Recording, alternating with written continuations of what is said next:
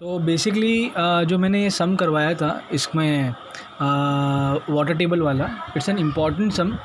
तो अगर वो आपको समझ में आता है तो बहुत सही है, क्योंकि उसमें बहुत कॉन्सेप्ट है।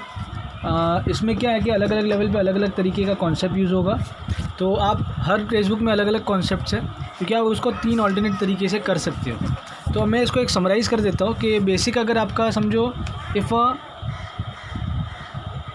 This is your footing, case number 1 जो था हमारा, this is your footing and water table is the at a depth greater than B, तो आपका RW1 and RW2 will be considered as 1, क्योंकि इससे आपको अगर वाटर टेबल बहुत नीचे तो कुछ फ़र्क पड़ने वाला नहीं है।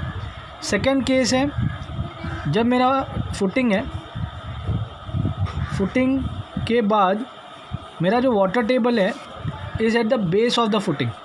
अगर ये मेरे water table is at the base of the footing, then ये केस में क्या होगा, आपका RW1 जो होगा that will be equal to 1, क्योंकि यहाँ पर पानी चढ़ा ही नहीं ना, तो आपका ZW1 पूरा कंप्लीट होगा।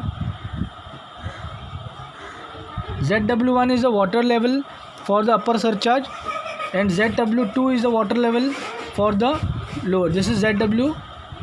ये केस में क्या हो जाएगा, ZW2 ज़ीरो हो जाएगा, तो आपका RW2 क्या हो जाएगा, RW2 आपका 0.5 हो जाएगा एज पर फार्मूला। तो इसमें क्या होगा, आपका फर्स्ट केस के लिए गामा जो होगा वो बल्क होगा, और सेकेंड केस के लिए आपका गामा जो होगा वो सैचुरेटेड यूज़ करना है। ठीक है, अब आ जाते हैं थर्ड केस में, जो आपका फुटिंग है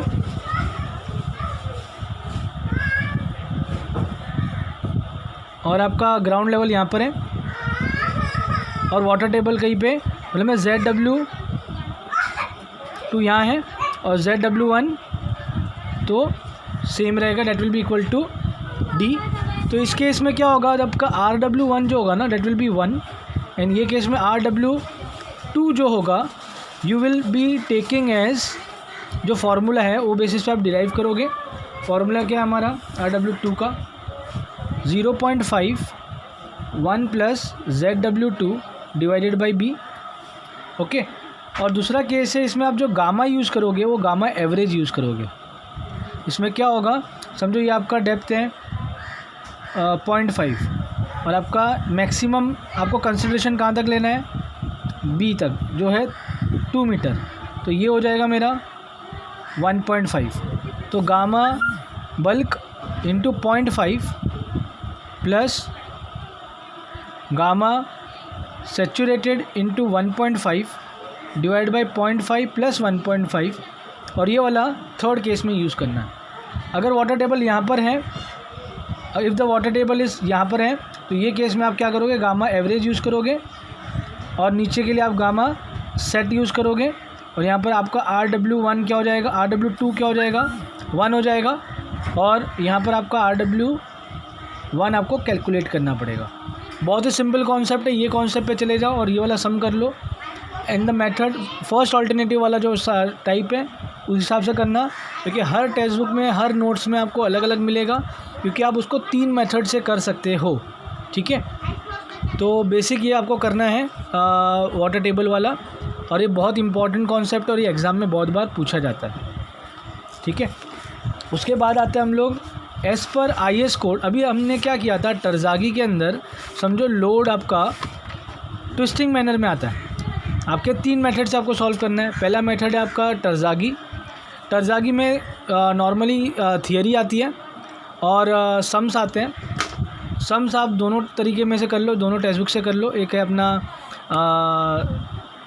टेक्मैक्स से, और दूसरी चीज़ आपको इसमें ये ध्यान रखनी है, IS कोड मेथड जो है वो कोई बहुत बड़ा इतना तुरमखानी नहीं किया उसने फार्मूले सारे सेम यूज़ किया। ओके, उसने फार्मूले सारे सेम यूज़ किए,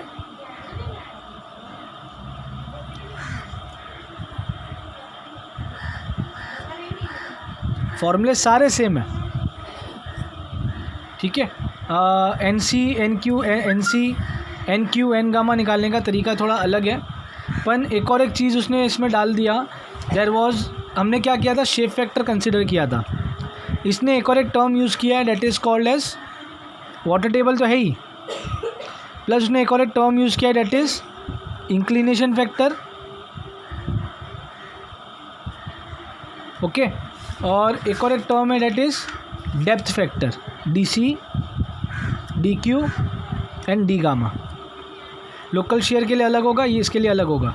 मतलब मैं अभी टरज़ागी ने, हमने क्या किया था कि हमने सारे के सारे लोड जो थे हमने नॉर्मल कंसीडर किए थे। उसने ना डेप्थ कंसीडर किया था, ना लोड का जो एप्लीकेशन है वो कंसीडर किया था, कुछ भी कंसीडर नहीं किया था। तो इसके लिए क्या हो गया था, उसका फार्मूला खाली हमारे जो फार्मूले में ये चेंजेस हो गए, वहाँ पर आपको NQ, N गामा और NC याद करना था। सेम चीज़ आपको यहाँ पर भी याद करना है, ठीक है। और एक और एक चीज़ है, आपको इसमें और एक चीज़ याद करनी पड़ेगी, that is depth factor. Depth factor के बाद आपको इसमें एक और एक चीज़ याद करनी है, डेट इज़ शेप फैक्टर। ये मैंने नोट्स में सारे दिए हुए हैं। कंटिन्यूस स्ट्रिप के लिए आपको SC, SQ, S1 जो होगा 1 होगा। रेक्टेंगुलर के लिए आपका ये चीज़ है जो हमने उसमें यूज़ किया था, ऑलमोस्ट सेम है। दूसरा एक और एक फैक्टर आ जाता है, डेट इज़, ये आपको डेप्थ फैक्टर याद करना है। शेप फैक्टर हो गया और इंक्लिनेशन फैक्टर। मतलब मैं इसमें कुछ इतना लॉजिकल नहीं है, ज़्यादातर खाली फार्मूले लर्निंग, फार्मूला बेस्ड है। तो फर्स्ट चीज़ आ जाती है IS कोड मेथड में, you are being given a sum और आपको बोला गया कि आपको IS कोड मेथड से सॉल्व करना है। तो आपको खाली क्या होगा कि NC, NQ, N गामा का फार्मूला चेंज होगा। और थर्ड चीज़ है आपका क्या होगा, उसमें शेप फैक्टर आ जाएगा, डेप्थ फैक्टर आ जाएगा और इंक्लिनेशन फैक्टर आ जाएगा।